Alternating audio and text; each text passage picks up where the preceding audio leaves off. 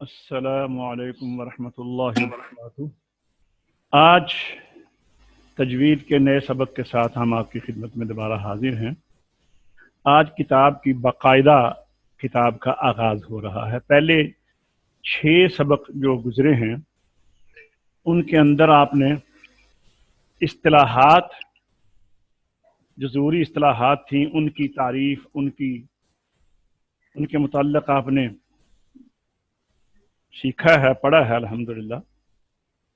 आज का प्रोग्राम जो है इसमें, लेकिन हमने वो इस्तिलाहात में बाद इस्तिलाहात ऐसी हैं कि उनको हमने आगे भी समझा दिया हुआ है, तो ज़्यादा मुश्किल नहीं पेश आएगी इंशाल्लाह, क्योंकि इस्तिलाहात में काफ़ी हद तक वो कवर हो चुका है। लेकिन कुछ चीज़ें ऐसी हैं कि जो नए दोस्त हैं वो दोबारा हम जब बयान करेंगे तो उनको भी समझ आ जाएगी, और जो पहले जिन्होंने सुना हुआ है उनका ज़रा मजबूत हो जाएगा इंशाल्लाह। तो आज है तजवीद की तारीफ। तजवीद की तारीफ। कोई भी इल्म सीखना चाहे इंसान, तो उसके लिए 3 बातों का जानना जरूरी होता है। किसी भी इल्म के सीखने से पहले 3 चीजों का जानना जरूरी होता है। उस इल्म की तारीफ नंबर 1, उस इल्म का मौजू नंबर 2, और नंबर 3 है उस इल्म को सीखने का मकसद। ये 3 चीजें हैं। तो इस पेज के ऊपर आपको ये तीनों चीजें नजर आ रही हैं। सबसे पहले है तजवीद की तारीफ। 2 माने होते हैं। एक जो लुगत की किताबों में उसका माना होता है, वो आम माना होता है, उसका लफ्जी माना। जैसे आप देख रहे हैं ये लुगवी माना, इसके अंदर आगे अल-मुंजद अरबी की बड़ी मशहूर किताब है जिसके अंदर मानी बताए जाते हैं। उसके अंदर जो इसका माना है वो लिखा हुआ है, कमा जव्वद शै आई हसना। तो ये तो आम लुग़वी माना है ना। उसका उर्दू तर्जमा ये होगा, किसी चीज को उम्दा करके बनाना, किसी चीज को संवारना, किसी चीज को खूबसूरत करना। इंग्लिश में कहते हैं मेकअप करना। ये इसका तजवीद का लुग़वी माना है। जव्वद युजव्विदु तजवीदन, उम्दा करना या संवारना तजवीद का लुग़वी माना है। खूबसूरत करना, यानी जब बंदा तजवीद का इल्म सीख लेता है तो उसको कुरान करीम को बना संवार कर उम्दा करके पढ़ने का तरीका, सलीका, उसके ऊपर उसको मलका आ जाता है, उसको समझ आ जाती है कि कुरान करीम को खूबसूरत किस तरह पढ़ा जाता है, किस तरह गलतियों से बचना है। ये तजवीद का माना है। लुग़वी माना है इसका इतना ही याद रखें कि तजवीद का लुग़वी माना करना है उम्दा करना या संवारना। इसके आगे है तजवीद की तारीफ। ये आपको जुबानी याद करना पड़ेगी। तजवीद की तारीफ को बंदा आपसे पूछे, जी क्या कर रहे हो आप आजकल, तो आप कहेंगे जी हम तजवीद पढ़ रहे हैं। जी तजवीद किसे कहते हैं उसको नहीं पता तजवीद, क्योंकि ये उर्दू का लफ्ज़ नहीं है, अरबी में मुस्तामल है, लेकिन कुर्रा के हाँ ये राइज है, आम लोगों को इसका नहीं पता। तो आप कहेंगे जी तजवीद का माना है खूबसूरत करना, उम्दा करना। लेकिन मैं वो तजवीद सीख रहा हूँ जो कुरान करीम को सही और खूबसूरत बनाने का तरीका जिसमें बताया जाता है। फिर वो पूछेगा वो किस तरह, वो कहते हैं कि उसका तजवीद का माना आप ये तारीफ देख लें, इस्तिलाह कुर्रा में, ये आपने याद करना है। कुर्रा कारी की जमा है, कारियों की जबान में। इस्तिलाह कुर्रा का मतलब है कारियों की जबान में, कुर्रा के यहाँ इस्तिलाह कुर्रा में ہر حرف کو اس کے مخرج سے، ہر حرف کو اس کے مخرج سے. کوئی چیز اسی وقت صحیح ہوتی ہے جب وہ اپنی جگہ سے نکلے.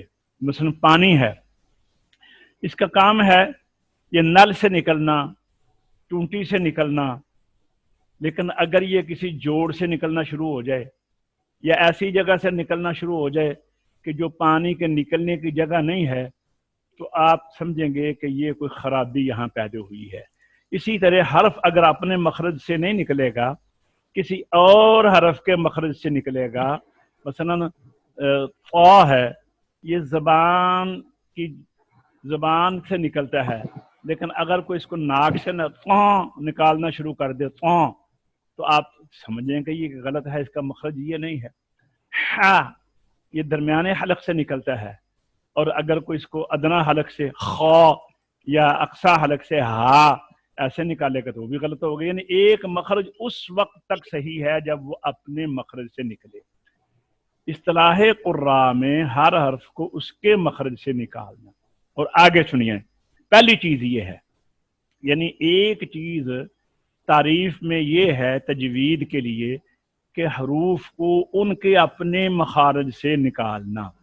اور دوسری چیز یہ ہے کہ حروف جب نکلتے ہیں تو ان کے اندر کیفیات ہوتی ہیں. کوئی حرف پر پڑا جاتا ہے، مفخم ہے، میں نے آپ کو بتایا ہے، پر پڑا جاتا ہے تفخیم اس کے ساتھ. کوئی حرف مرقق ہے، باریک پڑا جاتا ہے. اور ان کو کہتے ہیں صفات، ان کو کہتے ہیں صفات. تو حروف کو مخارج سے بھی نکالنا اور ان کے نکلتے وقت جو ان کی کیفیات ہیں، یعنی پر کو پر، باریک کو باریک، اور جو سخت ہے اس کو سخت کر کے نکالنا، جو نرم ہے اس کو نرم کر کے نکالنا، جن میں آواز بند ہوتی ہے ان کو بند کر کے نکالنا، ان کو کہتے ہیں صفات. اور صفات کی دو قسمیں ہیں. کچھ صفات ایسی ہیں جو اگر پیدا نہ کی جائیں تو حرف بدل جاتا ہے. مثلا طا میں تفخیم پیدا نہ کی جائے تو طا تا ہو جائے گا، اور اگر تا میں ترقیق پیدا نہ کی جائے، تفخیم پیدا کر دی جائے تو وہ طا ہو جائے گی. تو کچھ یہ ہیں صفات لازمہ، یعنی اگر صفات لازمہ کہتے ہیں اگر وہ حروف میں ادا نہ ہوں تو حروف صحیح نہیں، ادورا رہ جاتا ہے یا دوسرے حرف سے بدل جاتا ہے. اور کچھ صفات ہیں جو کبھی ہوتی ہیں کبھی نہیں ہوتی، ان کو صفات عارضہ کہتے ہیں. ان کی مکمل تفصیل ہم آپ کو آگے جا کر بتائیں گے. ابھی آپ نے یہ یاد رکھنا ہے، دو ہی چیزیں ہیں تجوید کے اندر، کہ ایک حروف کو اپنے مخارج سے نکالنا اور ان کی ادائیگی کے وقت جو صفات لازمہ ہیں یا صفات عارضہ ہیں ان کو ادا کرنا. بس اتنی بات، اس کی آگے تشریح ہوگی. ایک تو یہ ہے کہ حروف کو مخارج سے نکالنا، اور ایک ان کی جو صفات لازمہ ہیں یا صفات عارضہ ہیں ان کو ادا کرنا. ان کو اگر آدمی ادا کر لے، ان کے اوپر بندہ ماہر ہو جائے تو یہ مجود ہے. اور اگر علم قرات، علم اوقاف، علم رسم الخط یہ بھی پڑھ لے تو پھر بندہ قاری ہو جاتا ہے. قاری کے لیے 4 علموں کا جاننا ضروری ہے: علم تجوید، علم اوقاف، علم رسم الخط اور علم قرات، پھر قاری بنتا ہے. تو یہ تجوید کے اندر صرف حروف کے مخارج اور ادائیگی کے وقت جو صفات لازمہ ہیں یا عارضہ ہیں، یا لازم لکھا ہے لازمہ پڑھیں، لازمہ ہیں اور عارضہ ہیں ان کو بھی ادا کرنا. یہ تعریف ہو گئی، بس تعریف اتنی ہے. لغوی معنی ہے کسی حرف کو عمدہ کرنا یا سنوارنا، خوبصورت کرنا. اور تجوید کی تعریف یہ ہے، اصطلاح قراء میں ہر حرف کو اس کے مخرج سے تمام صفات لازمہ اور عارضہ کے ساتھ ادا کرنا. یہ ہو گئی جناب تعریف. اب آگے چلیے، موضوع کیا ہے؟ موضوع کسے کہتے ہیں اور موضوع کیا ہے؟ موضوع کہتے ہیں ٹاپک کو، یہ آج تساں کس چیز کے متعلق گل کرنی ہے، اسی پنجابی چ کہنے ہیں کیا ٹاپک ہے آپ کا کیا موضوع ہے. تو اس کی تعریف اصل میں یہ ہے، یہ نیچے جا کے دیکھیں، یہ لکھا ہوا ہے موضوع کی تعریف، یہ یاد کر لیں تو اچھی بات ہوگی. کسی چیز کے ذاتی حالات سے کسی علم میں بحث کی جائے اس چیز کو اس علم کا موضوع کہتے ہیں۔ پھر سنیے موضوع کی تعریف، کسی چیز کی ذاتی حالات سے کسی چیز کے ذاتی حالات سے کسی علم میں بحث کی جائے اس چیز کو اس علم کا موضوع کہتے ہیں۔ مثلا یہ اوپر فین چل رہا ہے، پنکھا چل رہا ہے، تو میں آج ایک بندے سے پوچھ رہا تھا کہ یہ میرا پنکھا جو ہے یہ الٹا چل رہا ہے، اس کی کیا وجہ ہے؟ تو وہ چونکہ پڑھا لکھا تھا علم برقیات کا، بجلی کے علوم کا، وہ کہنے لگا جی اس کا جو کیپیسٹر ہے وہ خراب ہو گیا ہے، اس کی وجہ سے یہ الٹا چل رہا ہے۔ اور اگر یہ کیپیسٹر تو صحیح ہے تو پھر یہ اندر سے جل گیا ہے۔ اب وہ علم برقیات والا، اور میں جب اس سے گفتگو کر رہا تھا تو اس میں علم برقیات میں ہمارا موضوع فین تھا، یہ پنکھا ہمارا موضوع پنکھا تھا۔ تو ہم تجوید جو پڑھتے ہیں تو تجوید میں ہمارا موضوع ہوتا ہے حروف ہجا، حروف تہجی، الف سے یا تک، کہ بھی الف کہاں سے نکلے گا، با کہاں سے نکلتا ہے، تا کہاں سے، سا، جیم، ان کے مقام بتائیں کہاں سے نکلتے ہیں، کیسے نکلتے ہیں۔ تو تجوید کے اندر حروف کی ذات کے ساتھ ہمارا موضوع حروف کی ذات ہوتا ہے کہ حروف کیسے صحیح ہوگا، کیسے غلط ہو جائے گا، اس کو کیسے صحیح کرنا ہے، یہ اس کو آپ ان کے مخارج سے نکال لیں، ان کی صفات کو ادا کریں۔ تو یہ ہمارا موضوع ہے حروف ہجا، اور موضوع کہتے ہیں کسی چیز کے ذاتی حالات سے کسی علم میں بحث کی جائے اس چیز کو اس علم کا موضوع کہتے ہیں۔ اگر آپ یہ تعریف یاد کر لیں گے تو باعث برکت ہوگی۔ جو تین چیزیں جاننا ضروری ہے یہ کسی علم کو سیکھنے سے پہلے، اس میں پہلی چیز تھی تعریف، وہ میں نے آپ کو بتا دی ہے۔ دوسری چیز تھی موضوع، اور وہ بھی بتایا ہے کہ اس کا موضوع حروف ہجا، حروف تہجی، الف سے یا تک ہیں۔ تیسرا یہ ہے کہ مقصد کیا ہے۔ کوئی بھی آدمی علم حاصل کرتا ہے، مثلا آدمی درس نظامی پڑھتا ہے تو وہ کس لیے پڑھتا ہے کہ اس کی دسترس ہو جائے علم فقہ کے اوپر، مسائل کے اوپر، فقی مسائل کے اوپر، حدیث کو سمجھنے کا پتہ چل جائے، حدیث کے جو درجات ہیں ان کا علم ہو جائے، تفسیر کے جو اصول ہیں، اصول تفسیر اور تفسیر کی سمجھ آ جائے، قرآن کی سمجھ آ جائے۔ تو ہمارا مقصد وہاں کیا ہوتا ہے؟ قرآن و حدیث کو سمجھنا۔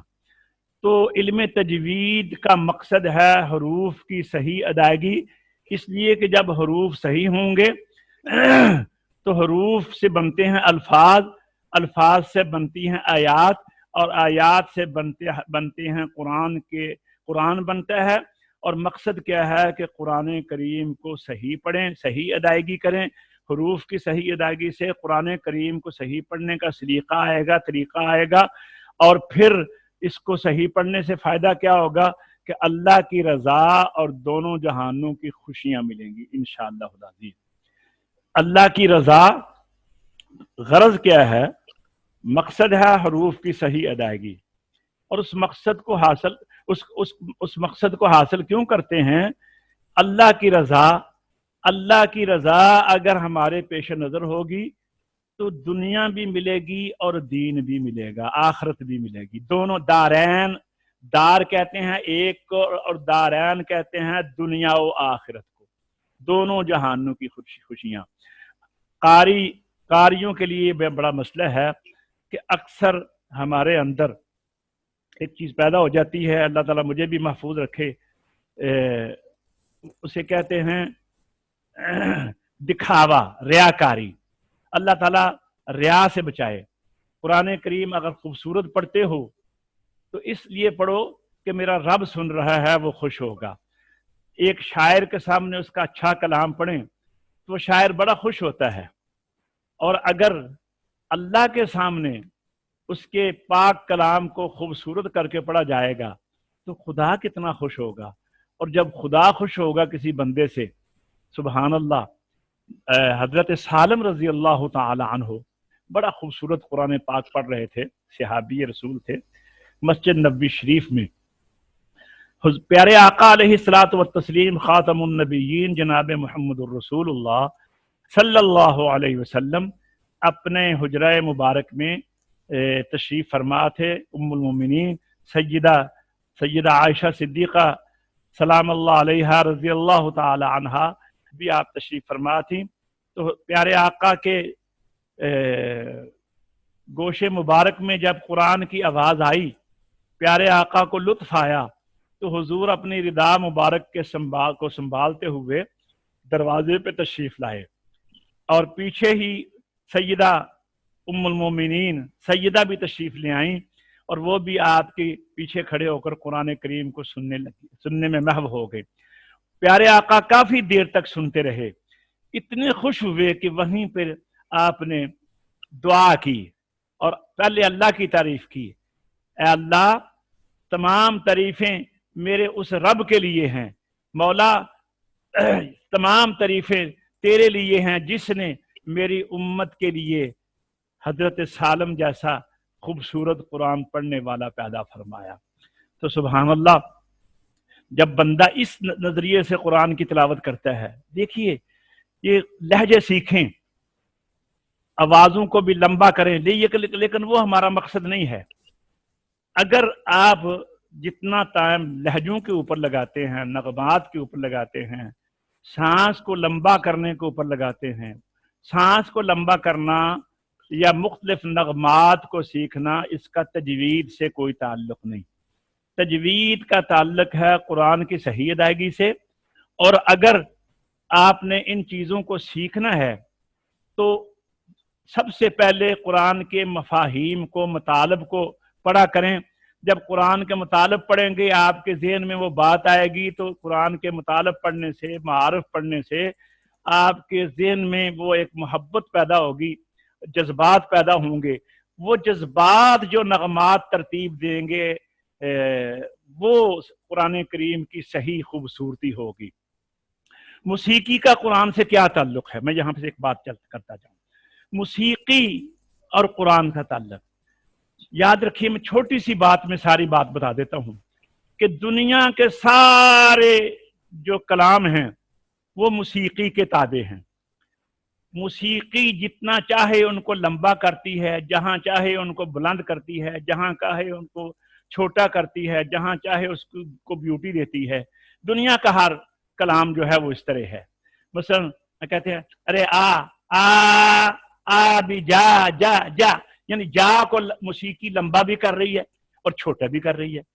लेकिन कुरान में ऐसा नहीं है। कुरान में दुनिया का हर इल्म मौसीकी के ताबे है। हर कलाम मौसीकी अपनी जरूरत के मुताबिक उसको बढ़ाती है, कम करती है, लेकिन कुरान के ताबे मौसीकी है। कुरान के ताबे मौसीकी है। कुरान जैसा चाहे, जितना चाहे उसको इस्तेमाल करे, जितना कुरान के अंदर इजाजत है उतनी ही मौसीकी कुरान करीम के अंदर चलेगी। मसलन कुरान करीम की मद है एक अलिफ और गुन्ना है एक अलिफ। आप मौसीकी के अंदर आकर उसको ज्यादा कर दें या कम कर दें तो वो जायज नहीं है। अभी आगे इसकी वजाहत आ जाएगी। इसी तरह लहजा है, अजाब के अल्फाज हैं, अजाब की आयतें हैं, अल्लाह की नाराजगी की आयतें हैं, तो वहां पर आप ऐसा नगमा अपनाएं, ऐसा लहजा अपनाएं कि जिसमें खुशी का अंसर हो। तो ये तो ऐसा ही है कि जैसे आग की बात हो तो बंदा कहे सुभान अल्लाह, अजाब का तज़किरा हो तो बंदा कहे सुभान अल्लाह। ये तो मुकाम इस्तग़फ़ार है। और अगर जन्नत के अंदर या अल्लाह की रजा या प्यारे मुस्तफ़ा की रजा का तज़किरा हो और वहां पर आप कहें अस्तग़फ़िरुल्लाह कि मैं इससे पनाह मांगता हूँ, तो ये इसलिए नगमात वही सही हैं जो मानी के मुताबिक हैं, जो मफाहीम और मुतालब के मुताबिक आए, वो नगमात जो हैं वो कुरान करीम के अंदर एक्सेप्ट किए जाते हैं। जैसे अभी आगे रखें, ये तो मकसद था हरूफ की सही अदायगी और गर्ज है रज़ाए इलाही और दोनों जहानों की खुशी। तीन बातें मैंने आपको बता दी है ना। किसी चीज को जानने से पहले तीन चीजों का जानना जरूरी है। एक उसका लुग़वी माना या तारीफ, तजवीद की तारीफ। दूसरा मौजू किसे कहते हैं, मौजू की तारीफ भी याद कर लें। किसी चीज के जाती हालात से किसी इल्म में बहस की जाए, उस चीज को उस इल्म का मौजू कहते हैं। तीसरी बात है उस इल्म को सीखने का मकसद, गर्ज व गायत, वो है हरूफ की सही अदायगी ताकि अल्लाह की रजा और दोनों जहानों की खुशियां नसीब हों। अब आ जाए आगे लहन या लबो लहजा। लहन का माना यहां पर हम लबो लहजा कहेंगे। लहन का माना क्या है यहां पर? लबो लहजा। लहन गलती को भी कहते हैं, वो आगे जाकर आएगा, वहां पे बताऊंगा। लबो लहजा अगर क़वाइद तजवीद के मुताबिक हो तो फरमान नबवी के मुताबिक है, और अगर लहजे की वजह से क़वाइद तजवीद बिगड़े, लहन जली पैदा हुई, तो ऐसा लबो लहजा लहन जो है हराम होगा।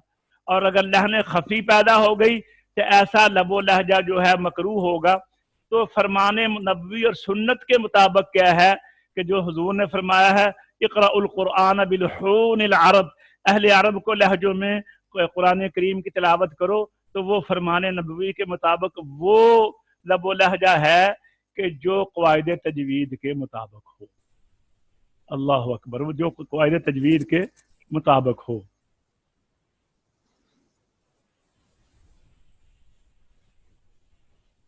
एक मिनट तारक, जरा बाहर आओ।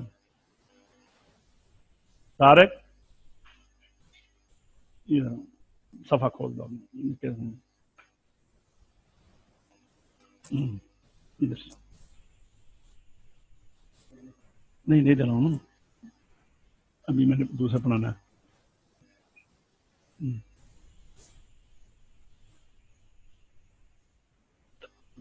हाँ ये लिया, ठीक ठीक, इसको खोलना नहीं, वो ठीक है, ये हाँ ये लो, इसको नहीं, वो दूसरा लिया, वही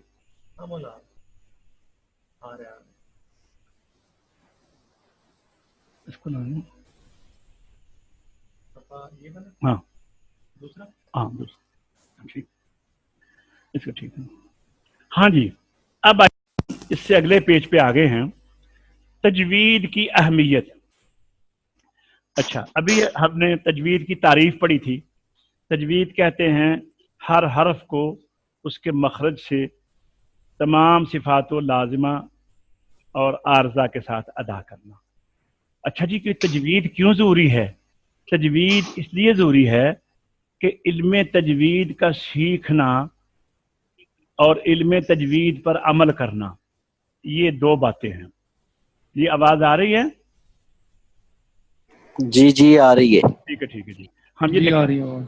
इल्म तजवीद के मुताबिक कुरान की तिलावत करना फर्ज ऐन है। दो बातें हैं यहाँ पर, इल्म तजवीद का हुक्म शरई, दो बातें हैं यहाँ पर।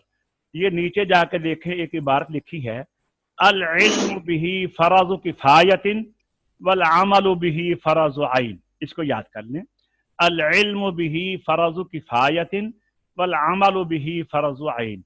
इल्म तजवीद का हासिल करना फर्ज किफाया है, और उसको कुरान करीम को तजवीद के साथ पढ़ना फर्ज ऐन है। फर्ज ऐन है तजवीद के साथ कुरान की तिलावत करना, यानी हर मुसलमान को कुरान करीम को सही पढ़ना जरूरी है। जैसा कि अल्लाह ने कुरान करीम में इरशाद फरमाया, कई जगह पर है। एक जगह फरमाया वरत्तिलिल कुरआन तरतीला, कुरान करीम को ठहर ठहर कर पढ़ो, ठहर ठहर कर पढ़ो। हमारे उस्ताद गिरामी फरमाया करते थे कि इसको इस तरह पढ़ना चाहिए, ठहर ठहर। तरतील रतलुन से है, रतलुन सगरुन, और ये कहते हैं कुशादा दांतों को, जैसे ऐसे दांत जैसे मोती होते हैं। मिसाल यह है रतलुन, रत्तिलिल कुरआन तरतीला, तरतील रतलुन से। तरतील का माना यह है कि निखार निखार कर, खूबसूरत कर कर पढ़ना, कि कुरान करीम को तजवीद के साथ हर हरफ को उसके तकाज़ों के मुताबिक अदा करना। ये हर फर्द के लिए, हर मुसलमान के लिए ये ज़रूरी है। और फ़र्ज़ किफ़ाया क्या है कि एक महल्ले में, एक बस्ती में एक दो चार बंदे इल्म तजवीद के, जिनको कारी कहते हैं, इनका होना ज़रूरी है।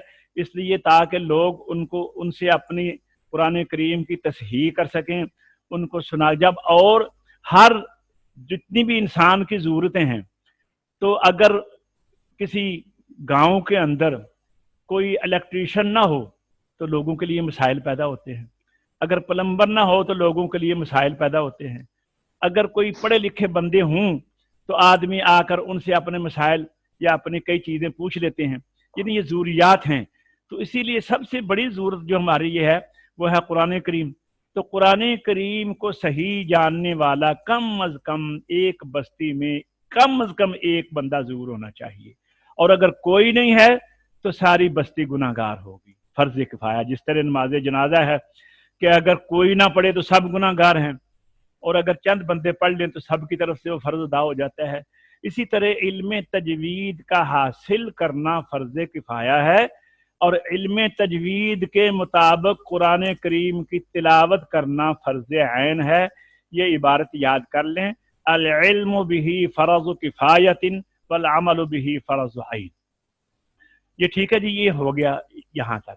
آگے چلیے، اب یہ ہے کہ اگر ہم تجوید کے مطابق نہیں پڑھیں گے تو یہ میں نے آپ کو پچھلے اصطلاحات میں سمجھایا تھا، ایک دفعہ پھر ریپیٹ کر دیتا ہوں۔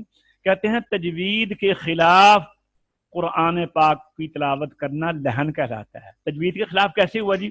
کہ اگر حروف کو مخارج سے نہ نکالا، ان کے اپنے مخارج سے، حروف کو ان کے اپنے مخارج سے نہ نکالا، یا حروف کی ادائیگی کے وقت ان کے اندر جو حالت ہے، ان کی کیفیت ہے، کیفیات ہیں، ضروری کیفیات یا عارضی کیفیات، صفات لازمہ یا صفات عارضہ، اگر وہ ادا نہیں کی تو پھر کیا ہوگا؟ پھر لہن ہوگا، پھر وہ تجوید کے خلاف ہوگا۔ تجوید کہتا ہے کہ قا کو زبان کی نوک، ثناء الیاء کی جڑ اور اقصی لسان جس سے نکالو، اور اس کی صفات کہتے ہیں زبان کی جڑ کو اوپر کی طرف اٹھا دو۔ اب اس کے اندر تجوید کا مخرج بھی آ گیا، تجوید کی صفت بھی، طا کی صفت بھی آ گئی، طا کا مخرج بھی آ گیا، طا کی صفت بھی آ گئی۔ مخرج یہ ہے کہ زبان کی نوک اور سامنے والے دانتوں کی جڑ، اور زبان کی سامنے والے دانتوں کی جڑ، تو زبان کی جڑ کو اٹھانا یہ اس کی صفت لازمہ ہے۔ تو جب زبان کی نوک کو ثناء الیاء کے اوپر تالو کے ساتھ لگاؤ گے اور زبان کی جڑ کو بھی اٹھاؤ گے تو طا ادا ہوگا۔ آپ نے زبان کی نوک کو تو سامنے لگایا ہے لیکن جڑ کو نہیں اٹھایا، زبان کی جڑ کو، تو وہ طا سے بدل جائے گا۔ تو یہ تجوید کے خلاف ہوگا، اور تجوید کے خلاف پڑھنا لہن کہلاتا ہے۔ اب معلوم یہ ہوگا کہ یہاں پہ لہجہ مراد نہیں ہے، کیونکہ لہجہ تو وہاں پہ ہے کہ جہاں پر کہا گیا ہے کہ لب و لہجہ، یہاں پر لہن کا مطلب آ گیا تجوید کے خلاف، یعنی غلط۔ اور اس کی دو اقسام ہیں۔ نمبر ایک ہے بڑی غلطی، بڑی غلطی لہن جلی۔ جلی کہتے ہیں جو چیز دور سے نظر آ جائے۔ اخبار میں دیکھا ہے نا، کچھ چیزیں ہیں، کچھ ایسے بڑی بڑی سرخیاں ہوتی ہیں کہ ان کو آپ کہتے ہیں جی وہ تو خبر جلی حروف کے ساتھ لکھی ہوئی تھی، یعنی موٹی سرخی سے۔ تو لہن جلی کہتے ہیں وہ موٹی غلطی کہ جس کو عام لوگ بھی سمجھ جائیں، اور لہن خفی کہتے ہیں چھپی ہوئی غلطی کہ جو عام لوگوں کی نظر میں نہ ہو بلکہ قراء حضرات ہی جان سکیں کہ یہ چھوٹی غلطی اس نے کی ہے۔ تو اب آگے آئیے، میں نے آپ سے عرض کیا تھا کہ لہن جلی کی مثالیں، 4 قسم کی مثالیں دی جا سکتی ہیں، اور بھی ہو سکتی ہیں، لیکن 4 قسم کی مثالیں صاحب فوائد مکیہ نے، جو کہ بڑی مشہور کتاب ہے ہماری تجوید کی سلیبس کی، میں نے یہ جو آپ کو پڑھا رہا ہوں انشاءاللہ العزیز، یہ آپ پڑھنے کے بعد آپ فوائد مکیہ کو پڑھیں گے، بلکہ ساتھ ساتھ پڑھیں تو آپ کو سمجھ آئے گی انشاءاللہ العزیز۔ کوئی میں نے کوشش کروں گا کہ کوئی ایسی چیز رہ نہ جائے کہ جو فوائد مکیہ میں تو ہو اور ہمارے ان اسباق میں نہ ہو انشاءاللہ۔ اللہ تعالی ہماری مدد فرمائے۔ تو لہن جلی کی پہلی مثال یہ ہے، نمبر 1، ایک حرف کو دوسرے حرف کے ساتھ بدل دینا، ایک حرف کو دوسرے حرف کے ساتھ بدل دینا۔ جیسے الحمد کی جگہ الحمد، قل هو اللہ کی جگہ قل هو اللہ پڑھ دینا، یہ ایک حرف کی جگہ دوسرا حرف بدلا گیا ہے۔ یہ کیسے بدلا گیا؟ اگر مخرج سے ادا نہیں کریں گے پھر بھی بدلا جائے گا، اگر ہم اس کو صفات ادا نہیں کریں گے، صفات لازمہ، پھر بھی بدلا جائے گا۔ یہ پہلی مثال تھی۔ دوسری مثال یہ ہے کسی حرف کو زائد کر دینا، مثلا لم یلد کی لم، یا کو لمبا کر دیں یا کی زبر کو کھینچا کہ وہ الف بن گیا، یہ لم یلد کو لم یالد، تو یہ ہماری طرف سے ایک حرف قرآن میں زیادہ ہو گیا. اور اگر اسی طرح کی غلطیاں کرتے جائیں گے تو یہ تو بہت ہزاروں غلطیاں بن جائیں گی. اس لیے آپ نے زبر زیر پیش کی مقدار کے اوپر کنٹرول رکھنا ہے، جس طرح میں نے آپ سے پہلے عرض کیا ہوا ہے. نمبر 3 ہے کسی حرف کو اس کی مقدار سے کم کر دینا. مثلا ولم یولد، 3 حروف کی مقدار، الف کی مقدار، واو کی مقدار، یا کی مقدار کو کم کرنا، اس سے حرکات بنے گی. حرف کی جگہ واو کی جگہ پیش بن جائے گی، الف کی جگہ زبر بن جائے گی، اور یا کی جگہ زیر بن جائے گی، اور یہ بھی لہن جلی میں شمار ہوگا. ولم یولد کو ولم یولد پڑھنا، ولم یولد کو ولم یولد پڑھنا. اسی طرح چوتھی چیز تھی حرکات و سکنات میں تبدیلی کرنا. زیر زبر پیش کو ایک کی جگہ دوسرا پڑھ دینا. مثلا انعمتا، دھیان نہ رکھنے سے انعمتا اگر پڑھ دیں، انعمتا انعمتو یا انعمتو، یا اہدنا کی بجائے اہدنا پڑھ دینا، تو یہ بہت بڑی غلطی ہے. اگر انعمتو کی جگہ انعمتو، انعمتا کی جگہ انعمتو پڑھیں گے تو یہ جان کر کو بندہ پڑھے گا تو یہ کفر ہے، اور اگر بھول کر نماز میں پڑھے گا تو نماز ٹوٹ جائے گی. تو یہ تھی لہن جلی. اب آگے چلیے ہم نے لہن خفی کی طرف آتے ہیں.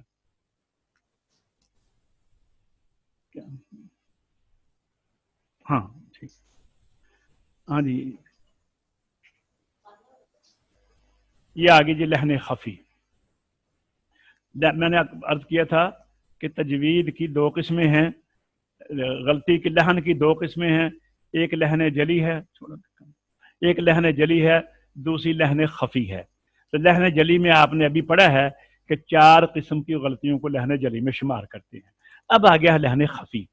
لہن خفی اتنی بڑی غلطی تو نہیں، لیکن وہ صفات جو حروف کے حسن و زینت سے تعلق رکھتی ہیں ان کو ادا نہ کرنا.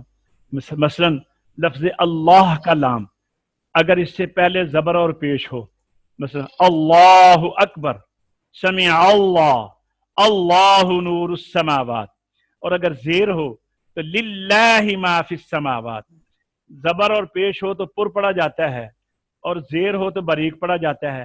لیکن اللہ کے لام کو اس سے پہلے ما قبل مفتوح ہو تو بندہ پر پڑھنے کی بجائے پڑھے اللہ، ان اللہ، تو یہ سننے والے کو اچھا محسوس نہیں ہو رہا، کراہت ہوتی ہے اس میں. اللہ اکبر، اللہ اکبر، یہ غلط ہے. اور للہ کو للہ پڑھے بندہ تو یہ بھی غلط ہے. لہن خفی اس کو آپ نے اس طرح یاد کرنا ہے، یہ آپ نے عبارتیں یاد کرنی ہے. وہ حروف جو حروف کے حسن و زینت سے تعلق رکھتی ہیں ان کو ادا نہ کرنا. لہن خفی کہتے ہیں وہ صفات جو حروف کے حسن و زینت سے تعلق رکھتی ہیں ان کو ادا نہ کرنا. جیسے لفظ اللہ کا لام ما قبل مفتوح ہو تو پر پڑا جاتا ہے، اس کو باریک پڑھنا، جیسے ان اللہ کو ان اللہ.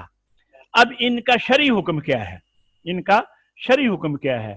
یہ شریعت کیا کہتی ہے اس میں؟ کہتے ہیں کہ اگر لہن جلی، لہن جلی اگر لہن جلی ایسا پڑھنا حرام ہے، معنی بگڑ کر نماز ٹوٹ سکتی ہے. جیسے انعمتا میں نے ابھی آپ کو بتایا ہے کو انعمتو پڑھے گا تو نماز ٹوٹ جائے گی. انعمتا کا معنی یہ ہے یا اللہ جن پر تو نے انعام کیا، اور انعمتو کا معنی یہ ہے جن پر میں نے انعام کیا. تو اللہ تو نہیں ہے، تو اللہ کی جگہ خود بن بیٹھا ہے. یہ چھوٹی سی غلطی جو ہے کتنا کام خراب کرتی ہے.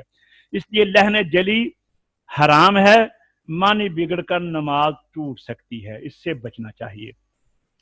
آگے ہے دوسری قسم لہن خفی. لہن خفی ایسا پڑھنا مکروہ ہے، خدا کی ناراضگی کا اندیشہ ہے، اللہ کی ناپسندیدگی کا اندیشہ ہے. اللہ کسی چیز کو ناپسند کرے تو ناراضگی تو دور کی بات ہے، اس کی ناپسندیدگی جو ہے ہم اس کے بھی تاب نہیں لا سکتے.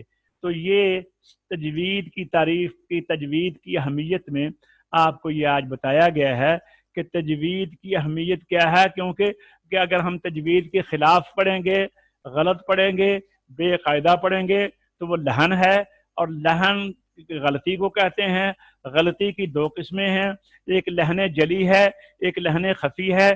4 قسم کی غلطیاں لہن جلی میں شمار کی جا سکتی ہیں، اور بھی ہو سکتی ہیں۔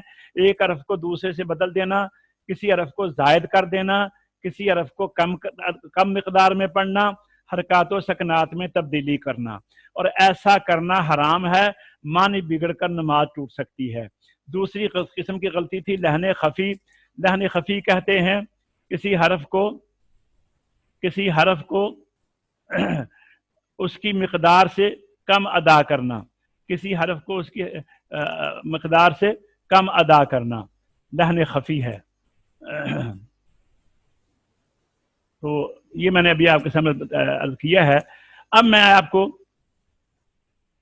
ایک چیز اور بتانا چاہتا ہوں، آگے چلتے ہیں۔ طارق بار آئیں ذرا۔ الف اور حمزہ میں فرق، وہ پھر نکال، الف اور حمزہ میں فرق وہ ابھی آپ کے سامنے آ رہا ہے پیج۔ یہ تجوید کی تعریف اور تجوید کی اہمیت یہ آپ نے سن لیا ہے۔ اگلا کیا؟ تو ابھی ہم الف اور حمزہ کے متعلق آپ کو بتائیں گے۔ الف اور حمزہ یہ ہے، آگے چلیے اس کو صحیح کرنا، اور کچھ اور کچھ یہ آپ کے سامنے آ گیا حمزہ اور الف میں فرق۔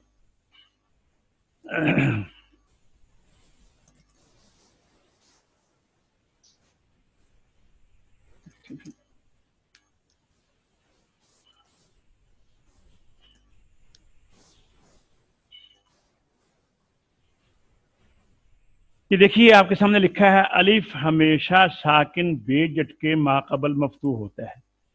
یعنی آپ دیکھیں گے یہاں پہ ایک خاص بات کامران یہ بات سمجھنے والی ہے۔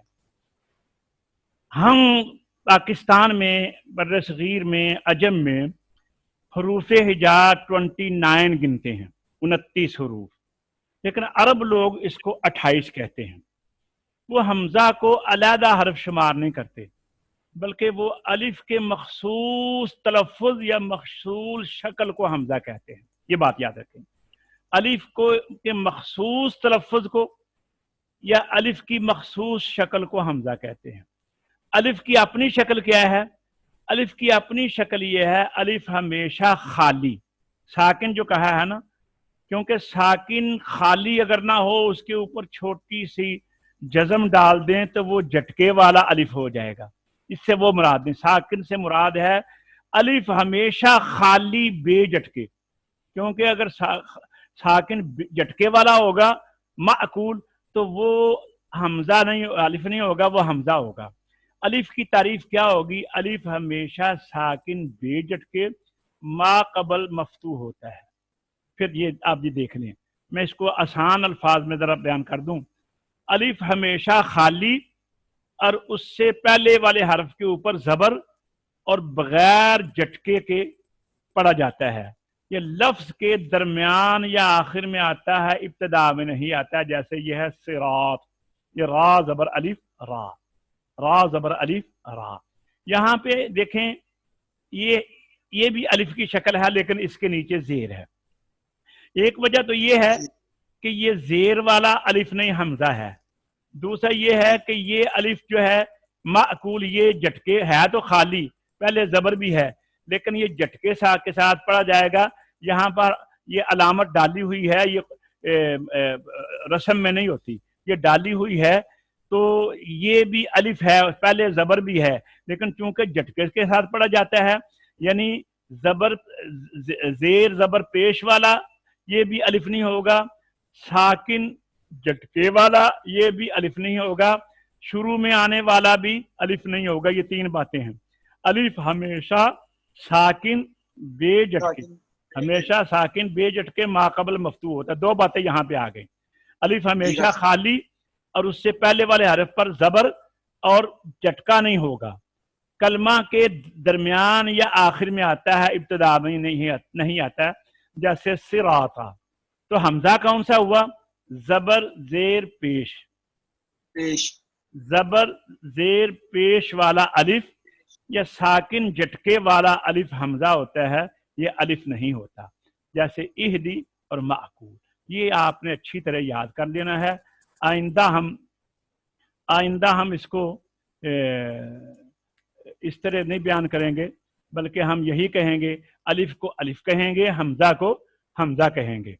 مثلا آپ کو دیکھنے میں حمزہ الف نظر آئے گا، لیکن ہم اس کو حمزہ کہیں گے۔ مثلا ہم کہیں گے الحمدللہ رب العالمین، بھئی یہ الف سے پہلے جو حمزہ ہے یہ محذوف ہے، اب ہم اس کو الف نہیں کہیں گے۔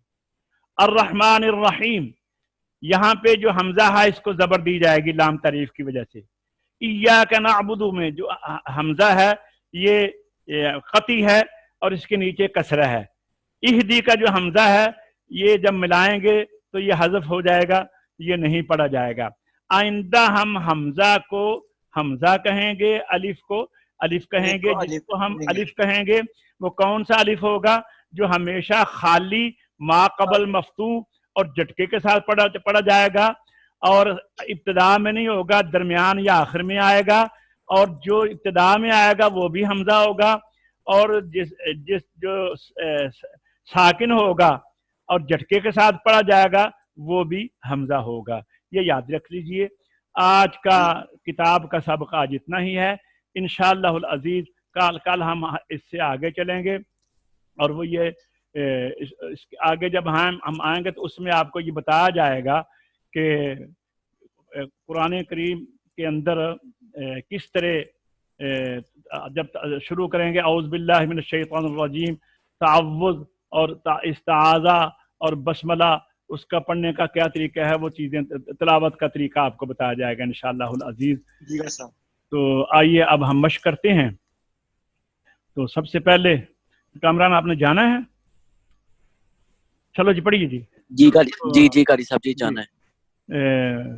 عبد المنان گلزار صاحب آگے، گلزار صاحب کو کہیں کہ اپنی یہ آن رکھیں، یہ اپنا مائک آن رکھیں اور وہ میرے ساتھ پڑھیں گے، اور اس کے ساتھ ساتھ جو دوسرے طلباء ہیں ڈسکنیکٹ ہو گیا قاری صاحب، جی ڈسکنیکٹ ہو گیا شاید نیٹ کی وجہ سے، وہ دوبارہ آ جائیں گے، وہ بھی آگے ہیں۔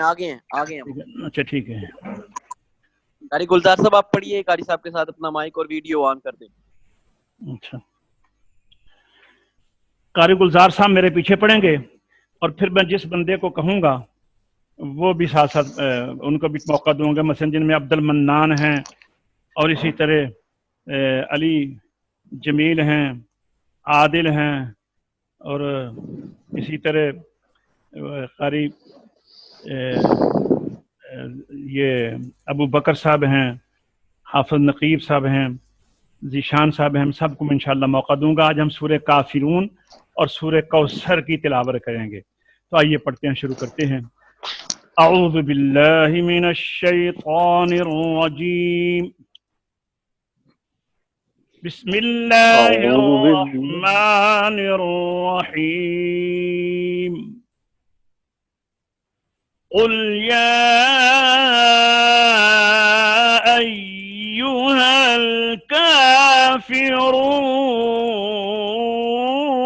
الکافرون۔ جی گلزار صاحب پڑھیں گے۔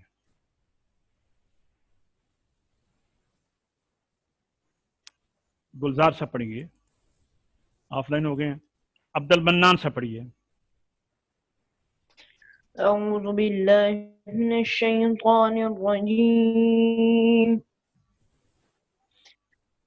بسم اللہ الرحمن الرحیم، قل یا ایہا الکافرون۔ کافرون پر مد لمبی کریں، پھر پڑھیے۔ یا اوپر بھی درمیانی مد ہے۔ قل یا ایہا الکافرون، اس میں کافرون میں طول بھی جائز ہے، توسط بھی جائز ہے، قصر بھی، تینوں مقداریں جائز ہیں. پڑھیے جی. قل يا أيها الكافرون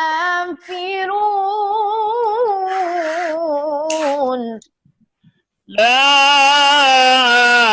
أعبد ما تعبدون.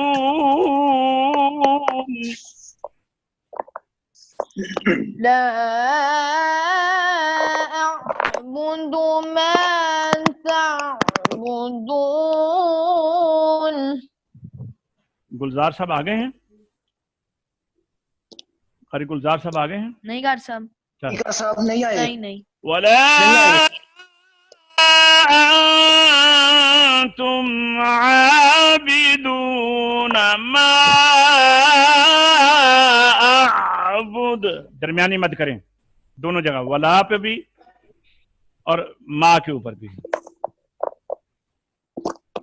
لا اعبد، لا کے اوپر بھی اور ما، ہاں ولا کے اوپر بھی اور ما. پڑھیے. عبد المنان. لا أعبد ما تعبدون. ما پہ مد اصلی تھی. لا اعبد ما تعبدون. پھر پڑھیے. لا أعبد ما تعبدون. ولا أنتم عابدون ما أعبد. ولا أنتم عابدون ما أعبد. ولا أنا عابد ما عبدتم. ولا أنا عابد ما عبدتم. ولا أنتم عابدون ما أعبد. ولا أنتم عابدون ما أعبد. لكم دينكم ولي دين.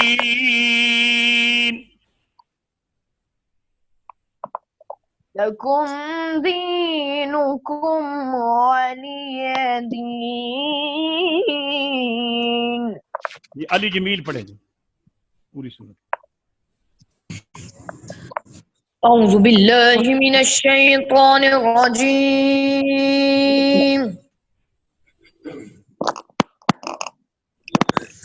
بسم الله الرحمن الرحيم.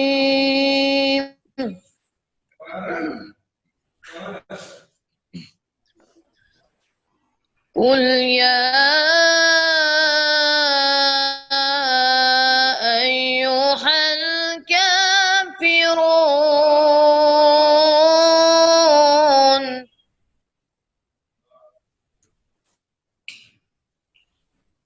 لا أعبد ما تعبدون.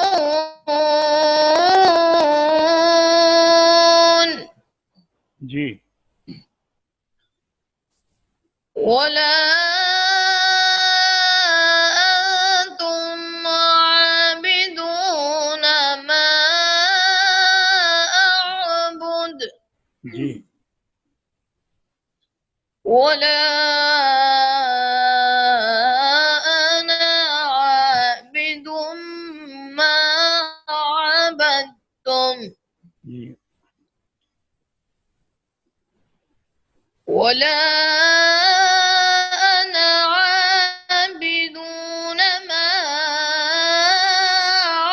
عبد. آپ غلط پڑھ رہے ہیں، ولا انتم عابدون ہے یہ، پھر پڑھیے. ولا أنتم عابدون ما أعبد. لكم دينكم ولي دين. جی گلزار صاحب پڑھیے، گلزار صاحب آ گئے ہیں. جی استاد جی معذرت کہ میں پڑھیے، پڑھنا شروع کریں. کٹ گئی تھی. پڑھیے کافرون پڑھیے. قل يا أيها الكافرون لا أعبد ما تعبدون ولا أنتم عابدون ما أعبد. ٹھیک ہے ماشاء اللہ. ولا أنا عابد ما عبدتم ولا أنتم عابدون ما أعبد. شاباش شاباش ماشاء اللہ. دينكم ولي دين. آگے سورہ کوثر بھی پڑھیں بسم اللہ کے ساتھ. بسم الله الرحمن الرحيم. بسم الله الرحمن الرحيم. إنا أعطيناك الكوثر فصل لربك وانحر إن شانئك هو الأبتر. یہ آپ نے وصل کل کیا ہے، یعنی تمام کو ایک سانس میں پڑھا ہے. اچھا اب پڑھیے جی. حافظ نقیب ہیں تو پڑھیں، سورہ کافرون سے شروع کریں.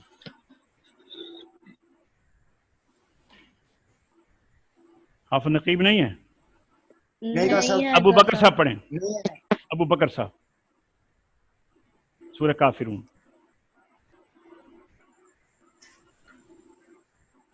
ابو بکر صاحب بھی نہیں ہے؟ نہیں کہا صاحب. ذیشان صاحب پڑھیں. ذیشان صاحب. أعوذ بالله من الشيطان الرجيم. بسم الله الرحمن الرحيم. قل يا أيها الكافرون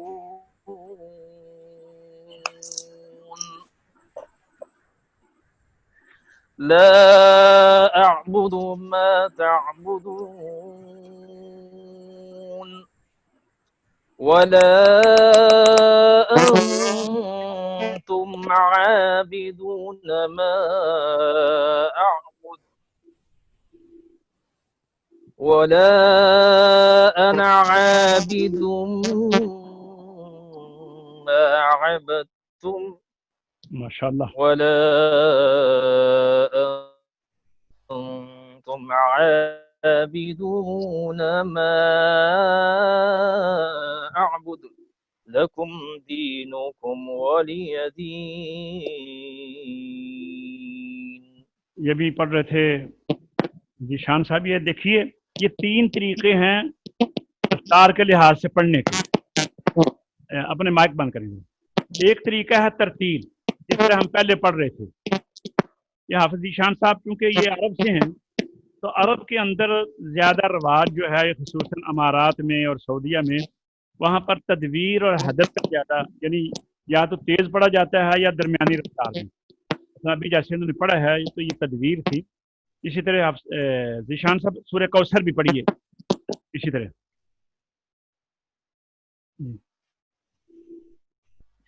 بسم الله الرحمن الرحيم إنا أعطيناك الكوثر فصل لربك وانحر إن شانئك هو الأبتر.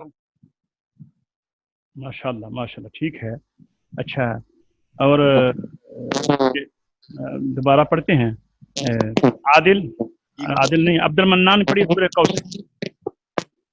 بسم اللہ الرحمن الرحیم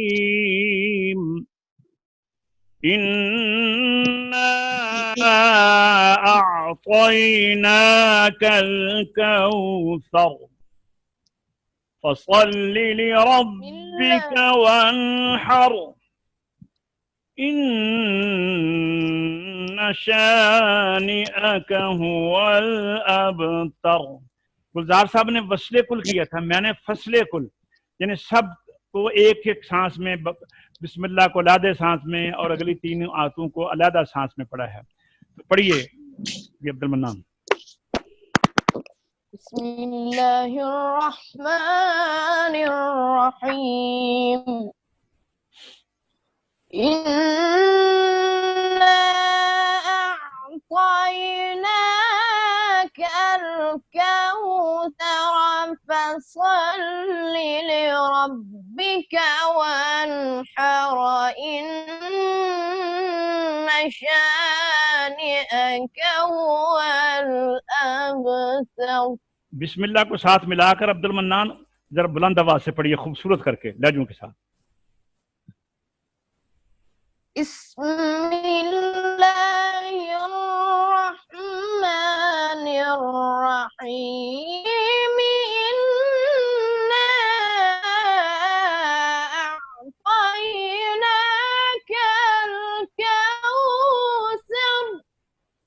جی فصل لربک وانحر ان شانئک هو الابتر. ماشاءاللہ. حامد ہے تو وہ پڑھے سورہ کوثر. حامد جی کا صاحب. جی ہاں جی پڑھیے. بسم اللہ الرحمن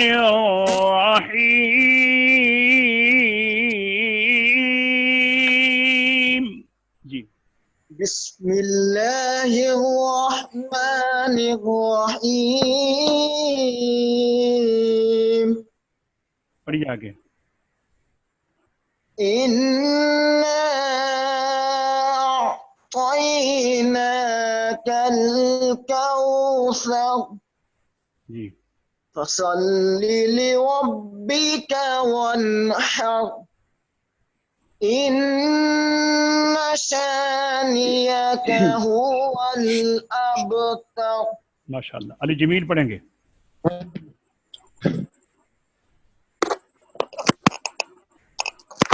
إنا أعطيناك الكوثر فصل لربك وانحر إن شانئك هو الأبتر. جی ماشاءاللہ. گلزار صاحب پڑھیے. اس کے بعد ہمارے پاس یہ یو کے برسٹل سے تنویر بخاری صاحب نے ایک دو سوال کیے ہیں، اس کا میں جواب بھی دوں گا بعد میں 2-3 منٹ میں. پہلے یہ تنویر صاحب پڑھتے ہیں سورہ کوثر. قاری صاحب قبلہ ایک ناچ. قاری صاحب قبلہ جی جی جی جی ایک جان دی مان پاوا ایک چھوٹی جی گزارش ہے. جی دسو جہاں. بسم اللہ. جی جی فرماؤ جناب. فصلی ہے یا فصلی ہے؟ فصلی. فصل لے نہیں ہے. فصلی آواز آ رہی ہے. اب تک مجھے فصلی آواز آ رہی ہے. فصلی لربک وانحر. شکریہ شکریہ. کس نے پڑھا ہے یہ؟ تصحیح ہو جائے گا انشاءاللہ. فصلی. مہربانی. جی گلزار صاحب پڑھیے. मेरे हम चले गए हैं। अच्छा देखिए, कामरान कारी गुलजार साहब हैं? नहीं का साहब। अच्छा जी, ये देखिए, सवाल ये था कि आयतुल कुर्सी में दो सवाल हैं। जी जी आया कुर्सी में अल्लाहु ला इलाहा इल्ला हु अल हय्युल क़य्यूम, यहाँ पर जी। ला लिखा हुआ है, यहाँ पर वक्फ की अलामत के तौर पर ला लिखा हुआ है। तो असल में ये है कि ये अल्लाहु ला इलाहा इल्ला, ये लफ्ज आगे जो लफ्ज ना हु का ताल्लुक पीछे भी है, ला इलाहा के साथ भी है, और हु का ताल्लुक आगे अल हई के साथ भी है।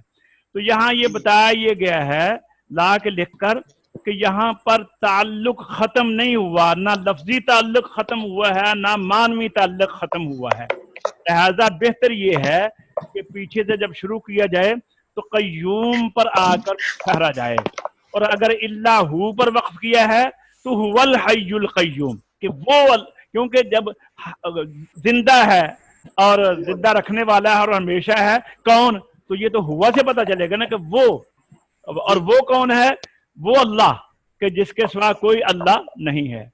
तो ये हुआ का ताल्लुक पीछे भी है आगे भी है, इसलिए वो ला लिखा हुआ है।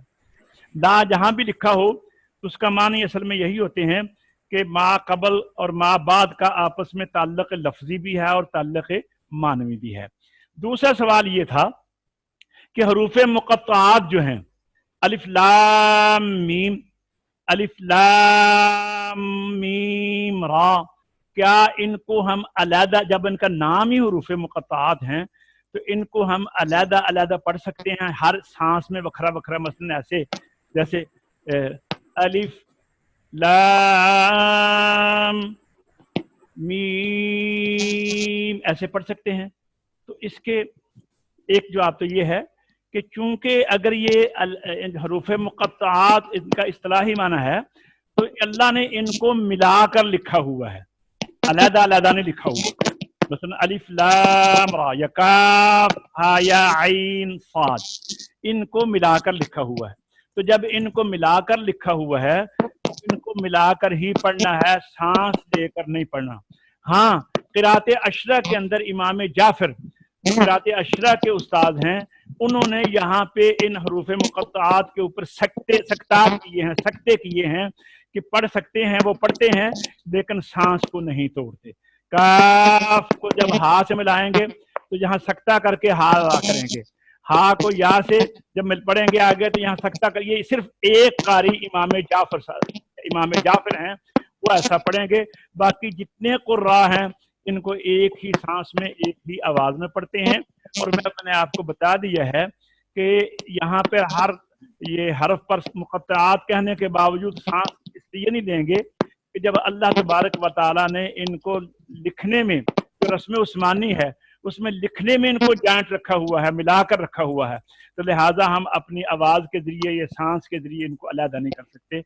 अल्लाह तबारक व तआला हमें तौफीक अता फरमाए। अगर कोई दोस्त और भी सवाल करना चाह करें तो आप हमें भेज दिया करें, तो इंशाअल्लाह आपके सवालों का जवाब देने की कारी कोशिश साहब करेंगे। मेरा एक सवाल है, जीशान मेरा एक सवाल है कारी साहब। जी जी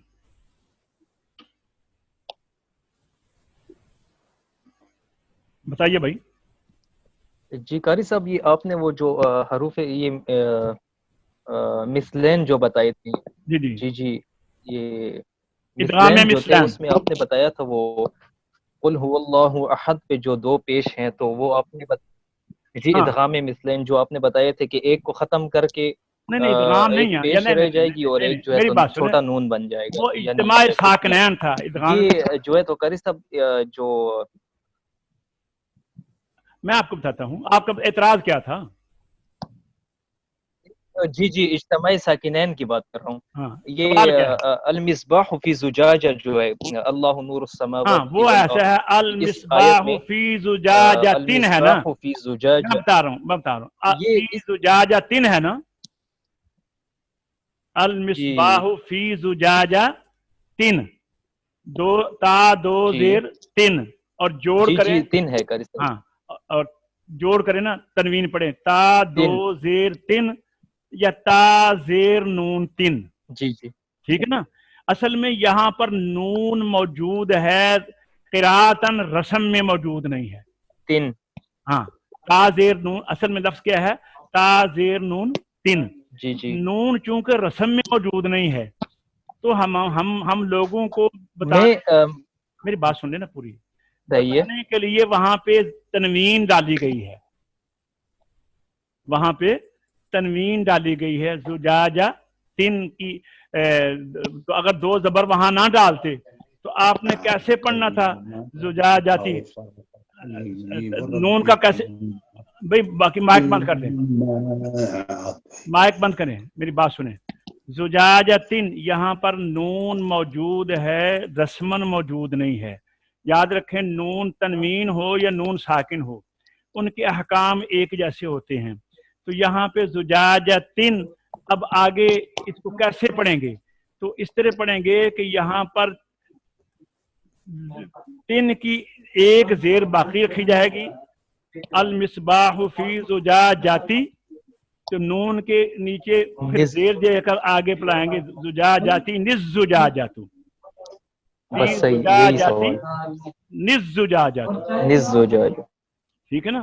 المصباح فی زجاجاتی نزجاجاتو، کیونکہ ہم نے اجتماع ساکنان علی غیر حدی کا جو چوتھا قاعدہ بیان کیا تھا اس میں یہ تھا کہ چوتھے قاعدے میں ہاں باقی جتنے، ہاں چوتھا قاعدہ آپ دیکھ رہے اس میں چوتھا قاعدہ نمبر 4. بات سنیں، کوئی بات نہیں کریں، خاموشی سے میری بات، اپنے مائک بند کریں، میری بات سنیں. پہلا دو ساکن میں پہلا ساکن اگر حرف مد ہوگا تو اس کو گرا دیں گے. دو ساکنوں میں پہلا من حرف جر یا الف لام میم کا میم ہوگا تو ان کو زبر دیں گے. دو ساکنوں میں تیسرا قاعدہ، پہلا ساکن کم تم ہم، اس کو میم جمع کہتے ہیں، یہ ہوگی یا واو لین ہوگی تو ان کو پیش دیں گے. ان کے علاوہ باقی جتنے ہیں ان کو زیر دیں گے. اب یہاں پر نون تنوین ہے یا نون ساکن ہے تو ہم نے اس کو زیر دے کر آگے پڑھنا ہے. المصباح فی زجاجتی نزجاجۃ. ٹھیک ہے جی. اللہ تبارک و تعالیٰ 10 منٹ اوپر ہو گئے ہیں، آپ مجھے سوال پہلے بتا دیا کریں. اچھا جس نے سوال کرنا ہو نا تو وہ 5 منٹ پہلے آ کر نا ٹائم سے کہ مجھے بتا دیا کرے تاکہ پھر میں دوسروں کا ٹائم ضائع نہ ہو. اور سوالات کا فائدہ یہ ہے انشاءاللہ العزیز اس سے دوسروں کے بھی بڑے فوائد ہوتے ہیں. وآخر دعوانا الحمدللہ رب العالمین.